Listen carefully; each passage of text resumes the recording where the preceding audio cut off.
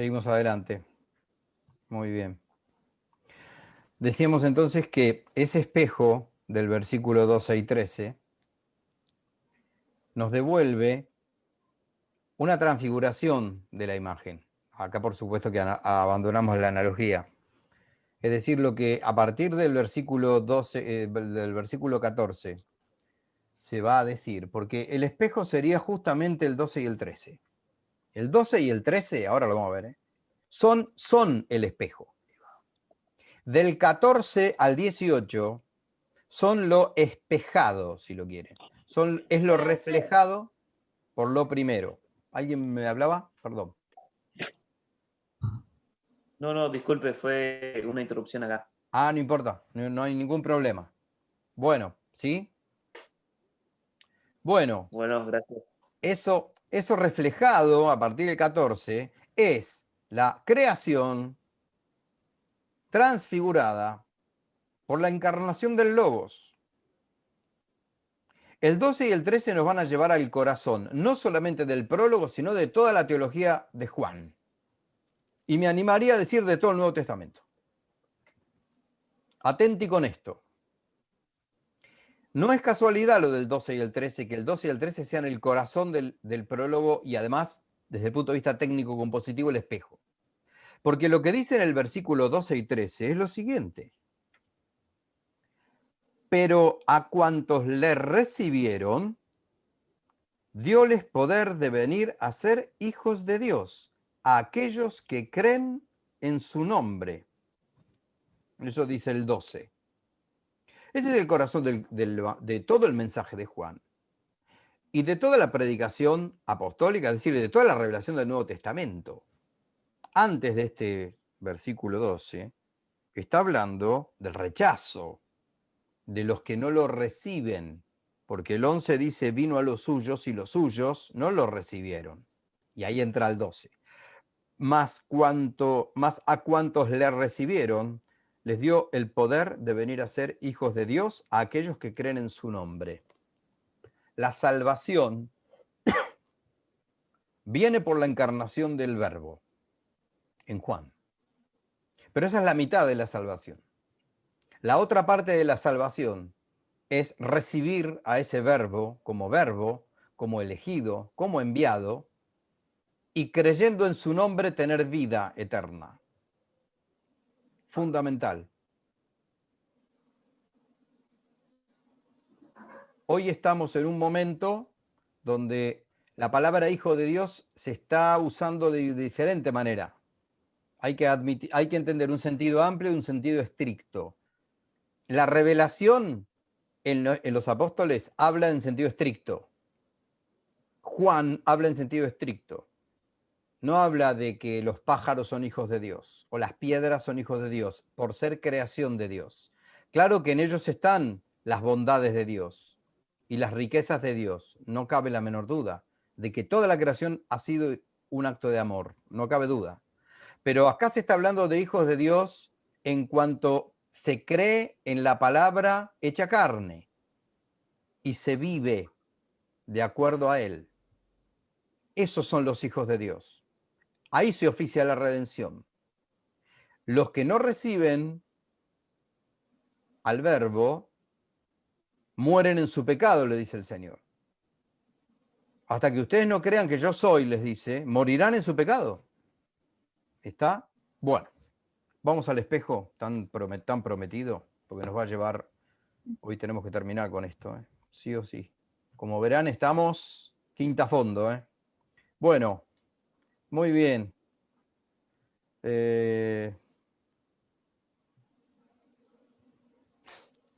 ¿Bien ahí? Sí. Bueno, vamos a empezar por abajo. 12 y 13 son el espejo. El Verbo encarnado nos hace, por el Verbo encarnado nos hacemos hijos de Dios. ¿Se acuerdan cuando Pablo decía la salvación viene por la fe y no por la ley? ¿Por la fe en qué? Por la fe en el Hijo de Dios, por la fe en el Verbo hecho hombre. En esto se tocan, literalmente se tocan. Las dos revelaciones. Están revelando lo mismo, a ver, la revelación es una, es un modo de hablar el que estoy usando, por favor. No hay ni siquiera oposición, ¿eh? No, es totalmente lo mismo. Bien, dicho de diferente manera. Bueno, si yo pusiera del 1, del versículo 1 al 18, el 12 y el 13 me quedan la mitad. El 12 y el 13 me quedan la mitad. Extraño un pizarrón de tiza para esto, se lo juro. Entonces, vamos a la columna de la izquierda. La columna de la izquierda tiene letras A, B, C, D, E. La columna de la derecha tiene las mismas letras, pero con un prima. A', B', C', D' y E'. ¿Sí? ¿Qué quiere decir esto? Que esta A está relacionada con esta A'. El núcleo teológico revelado es el mismo. La diferencia que tiene A' con A es que en A' se da la misma idea, pero después de la encarnación, transfigurada por la encarnación del Verbo. Vamos a leerlo. A es 1 y 2. ¿Ven acá el 1 y el 2? ¿Cuál es la idea de A? Que el Verbo está en Dios.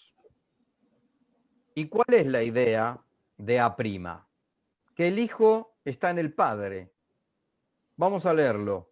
Quedémonos con estas dos ideas. El Verbo en Dios y el Hijo en el Padre. 1 y 2.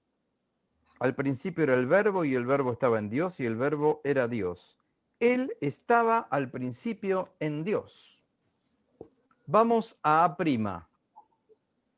que sería el versículo 18.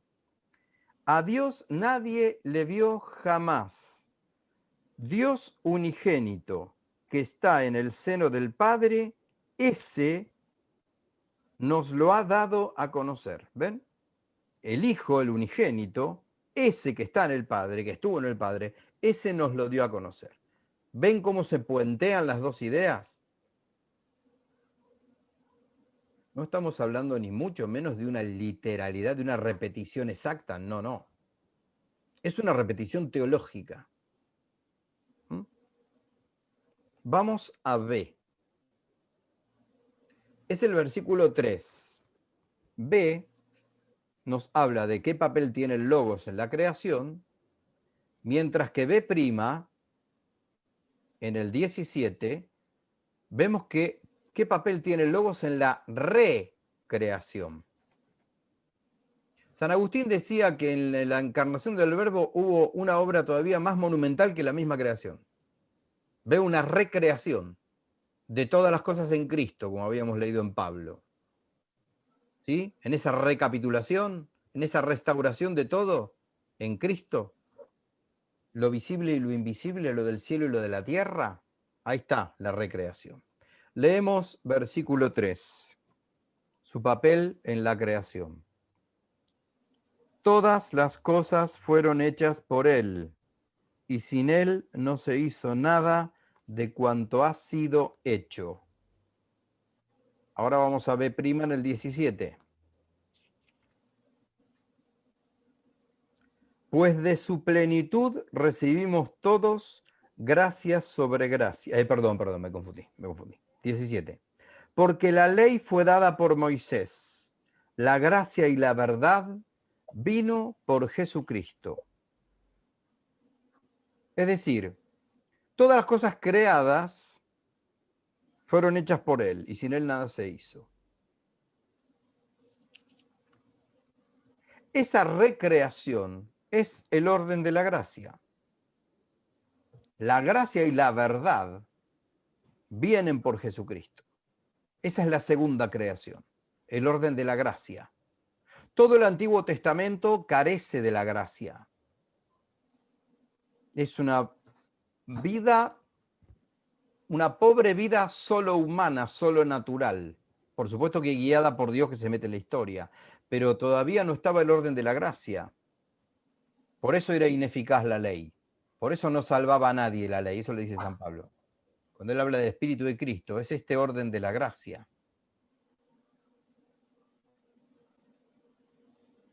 tener esto en cuenta cuando hay que tener misericordia y paciencia con los demás credos religiosos que no tienen la gracia. Incluso los hermanos separados, como dice el Vaticano II, renunciaron a la gracia, no creen en la gracia. Recibieron el bautismo, perfecto, pero no creen en el orden sobrenatural de la gracia. Hay que tener misericordia y paciencia, porque ellos no tienen algo que tenemos nosotros por don de nuestro Señor, no por mérito nuestro. Es el orden sobrenatural. Es decir, la inteligencia y la voluntad, por la gracia elevados a ese nivel. Bueno, vamos al C. Don a los hombres, que es el versículo 4 y 5. Está en espejo con C', que también es don a los hombres, pero vamos a ver que es de otra manera. 4 y 5. En él estaba la vida, y la vida era la luz de los hombres. La luz luce en las tinieblas, pero las tinieblas no la abrazaron. El 16 habla de la donación al hombre de otra manera, pero habla de eso. Pues de su plenitud recibimos todos gracia sobre gracia. Es decir, antes de la encarnación, por el Verbo se recibe la luz, la vida, el ser. En la recreación, después de la encarnación, ¿qué se recibe? La gracia. Esa otra nueva creación, esa restauración de todas las cosas en Cristo. ¿Ven los dos dones?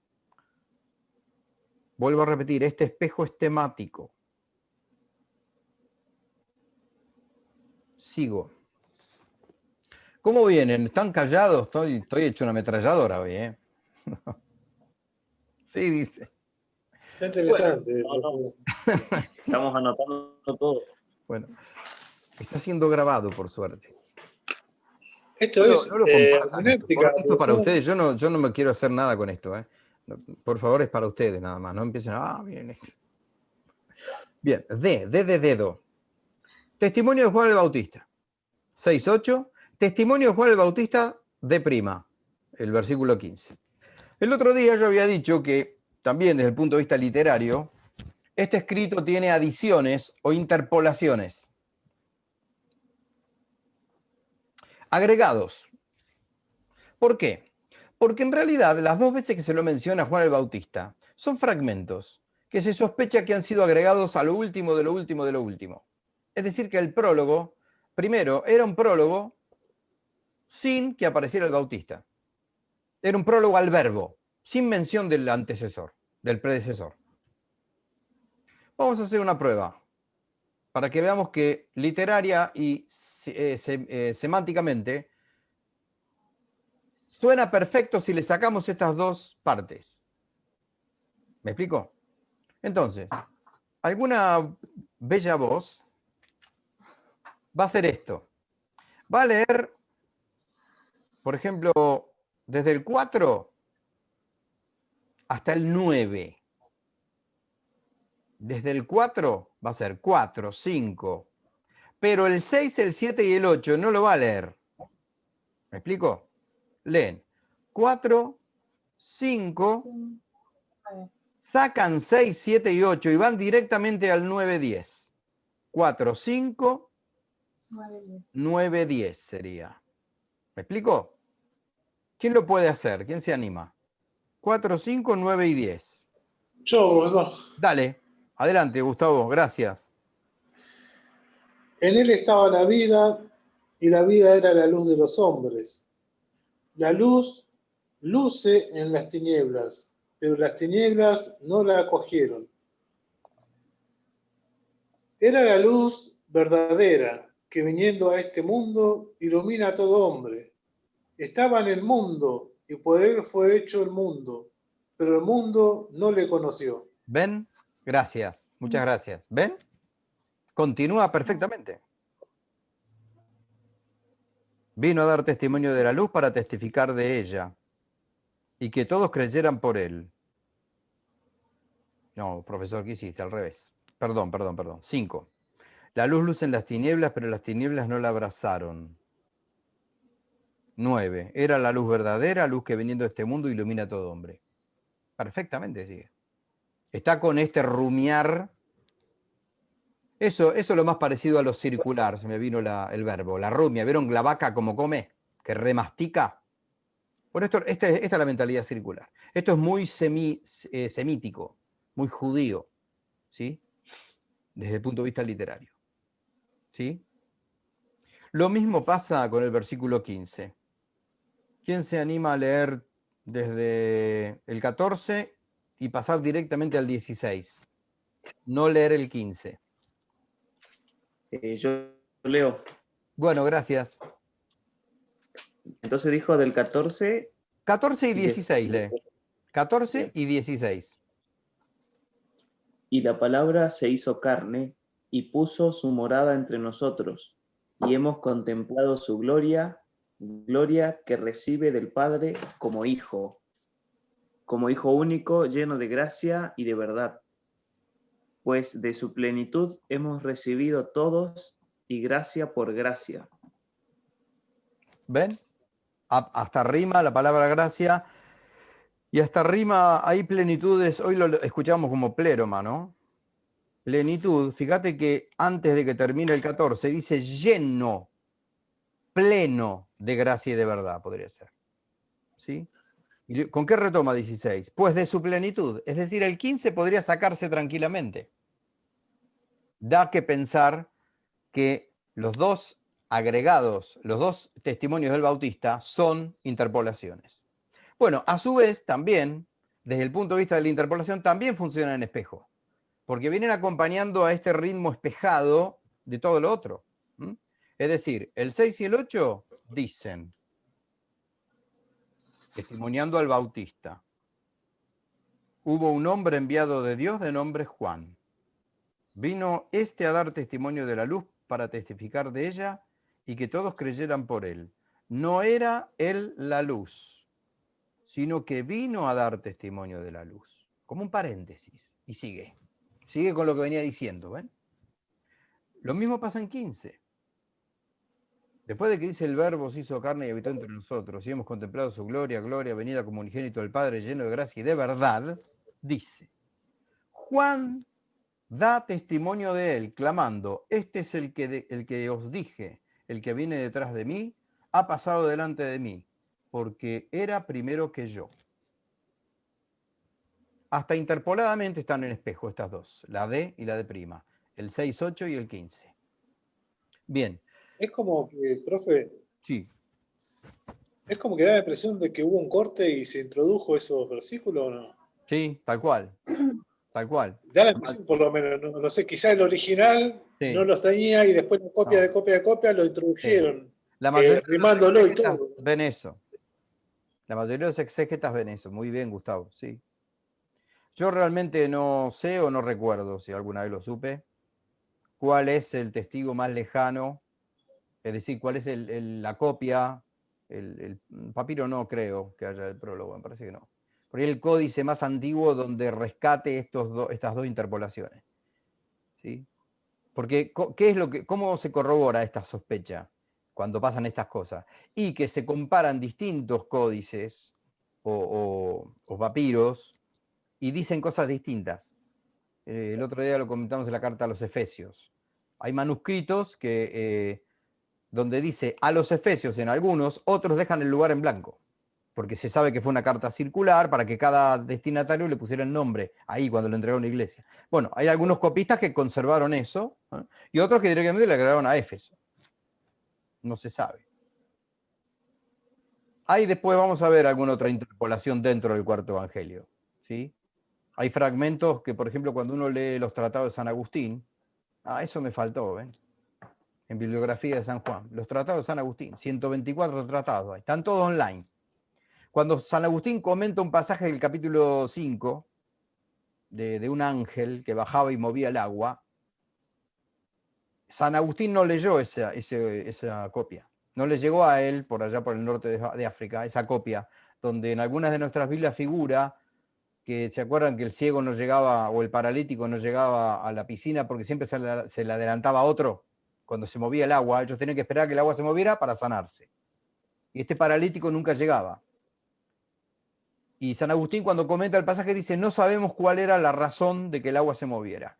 Y hay otras Biblias que han encontrado copias que dicen que un ángel del Señor movía el agua.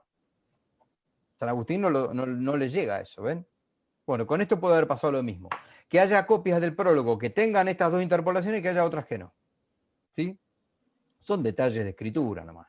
Este tipo de elementos de conjeturas y de dudas, podríamos haberla visto en todos los textos que recorrimos, desde el principio de año.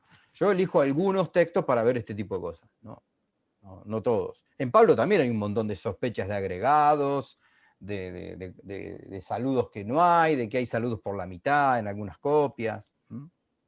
Bueno, terminemos con esto del espejo. El E y el E', bueno, nos vamos acercando al espejo, ¿ven? Nos estamos poniendo cada vez más cerca del 2 y el 13. La venida del Verbo al mundo y la encarnación. La venida del Verbo al mundo la tenemos en 9:11. Era la luz verdadera que viniendo a este mundo ilumina a todo hombre.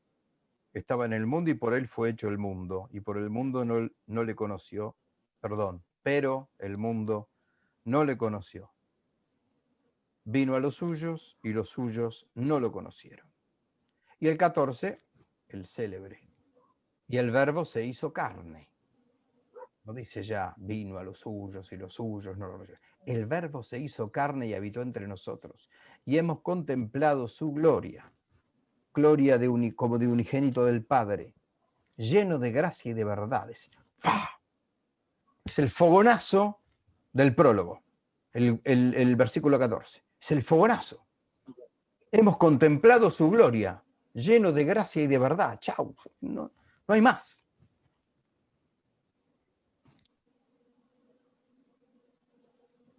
¿Se acuerdan cómo empieza la primera carta de Juan? No la tengo acá en el libro. Lo que hemos visto, lo que hemos tocado, lo que han visto nuestros ojos, lo que hemos tocado con nuestras manos. Eso que se nos manifestó, la vida, dice. Eso venimos a revelarles, a comunicarles a ustedes. Lo que hemos visto y tocado, tocamos la vida. Esa idea de zoé, dice vida en griego, ¿no? Esa noción de vida, de palabra, de sabiduría, era esa cosa que estaba ahí volando, la hemos tocado con nuestras propias manos, hemos comido con él, hemos dormido con él. ¿Está? Me parece que Liliana se perdió, pobre. Quedó ahí. Bueno. ¿Sí? No, estaba buscando la carta de Juan. Ah, porque estás congelada. Claro. Ok. Bueno, hoy te vi entrando y saliendo. Internet. Andás con problemas. Bueno. Sí, se me cortó. Está bien. Bueno. Muy bien.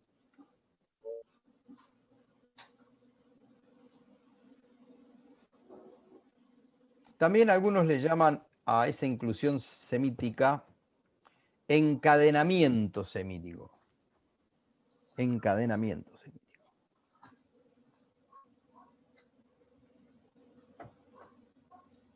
Y porque va estructurando. Va estructurando. Muchas veces esa inclusión semítica, que la podemos entender como una repetición, la vimos palabra por palabra y la hemos visto incluso en algunos versos. Algunos versos, esto es otro elemento bien técnico semítico, llevan adelante ese volver a decir lo mismo, pero de otra manera, por lo que se llama paralelismo antitético. Paren que voy a hacer, vamos a poner de vuelta el pizarrón.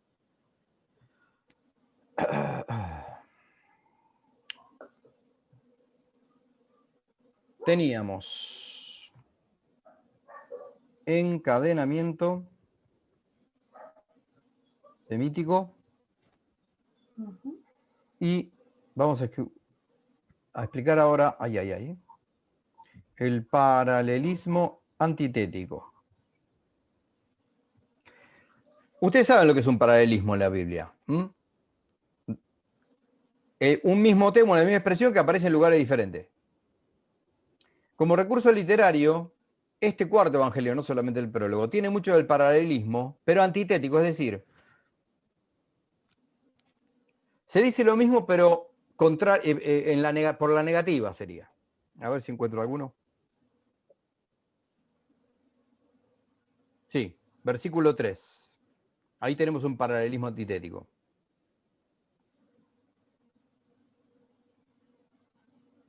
Todas las cosas fueron hechas por Él, y sin Él no se hizo nada de cuanto ha sido hecho. ¿Ven? Son dos formas de decir exactamente lo mismo. Uno por la positiva, otro por la negativa.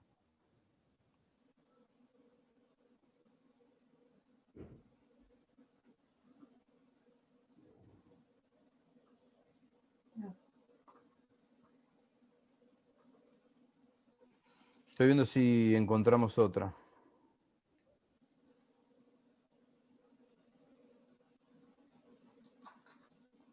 Bueno, no. En este momento no encuentro otra. Pero con un poquito de paciencia aparecen a cada rato.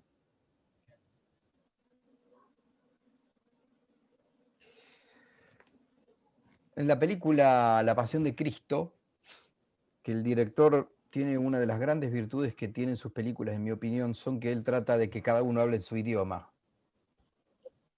¿Se acuerdan? A Jesús lo hace hablar en arameo.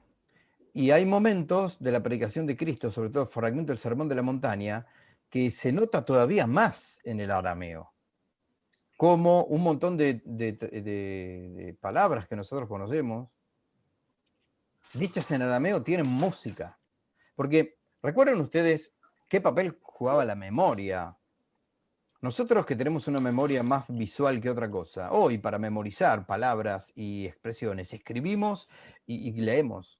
Pero el mundo antiguo no lee y escribe, muy poca gente leía y escribía. Todo el mundo escuchaba, la fe entra por el oído, dice Pablo, ¿no? Es decir, entonces, un montón de las enseñanzas, para que se conservaran y se trasladaran de boca en boca, ahí está la palabra, tenían que ser musicales. Tenían que ser musicales, tenían que tener una entonación que la memoria le resultara más fácil retenerla que si no tuvieran ninguna rima. Estos recursos hablan un poco de eso. Bueno, del prólogo podríamos hablar. Se han escrito bibliotecas enteras de este prólogo. Ríos de tinta, no, océanos de tinta hay sobre el prólogo del Cuarto Evangelio. Yo les recomendaba el otro día la Catena Argenta, que confieso que no la encontré.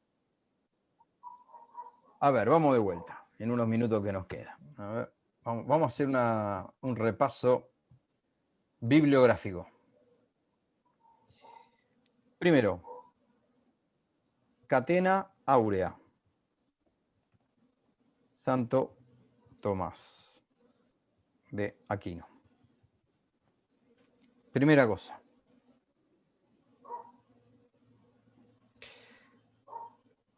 La Catena Argenta. No me acuerdo ahora quién es el recopilador.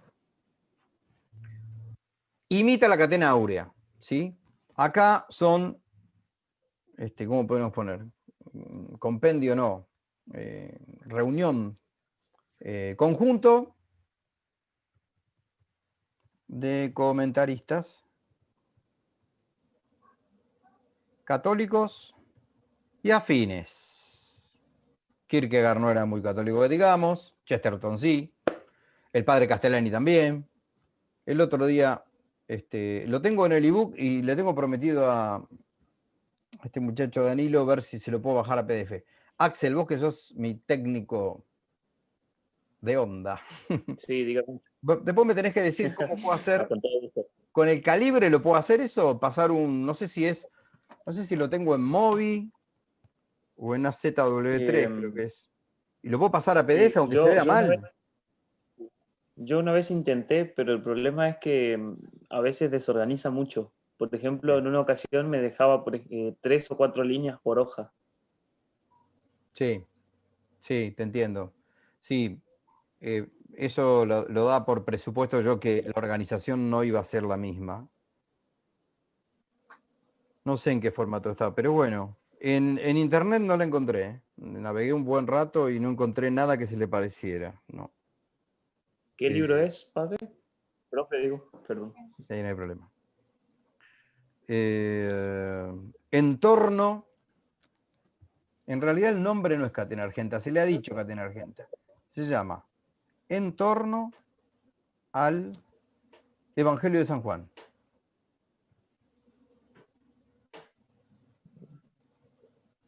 Así se llama.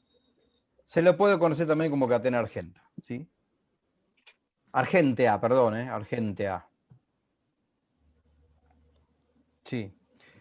Escriben el cardenal Newman, Maritain, Kierkegaard, Pegui, Joseph Pieper, Ratzinger, Saint-Exupéry, gran Saint-Exupéry.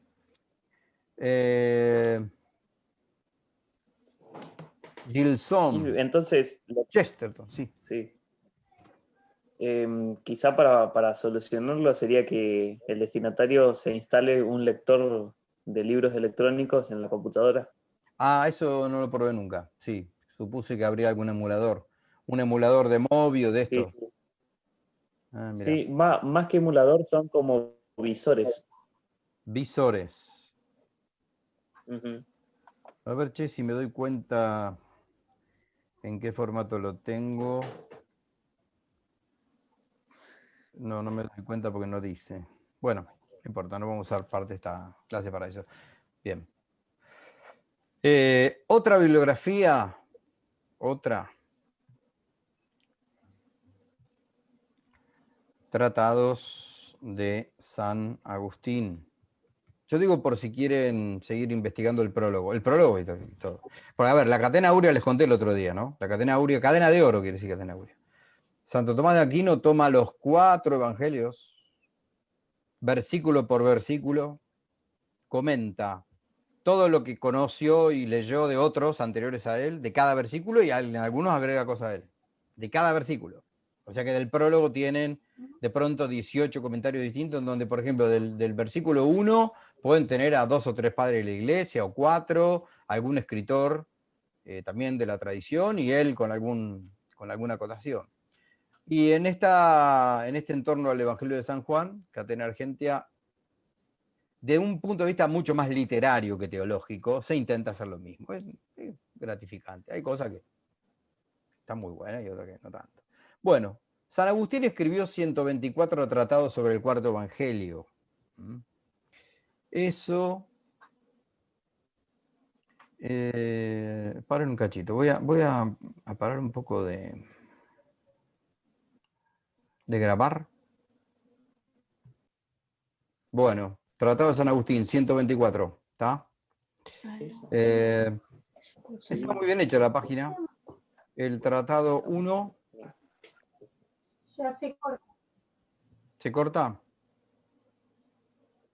Sí. Bueno, sí, además le estoy dando cuerda, pero bueno, ahí está. Tratado 1, se está preguntando a modo de introducción, bueno, ¿quién podrá tratar estos misterios como ellos son?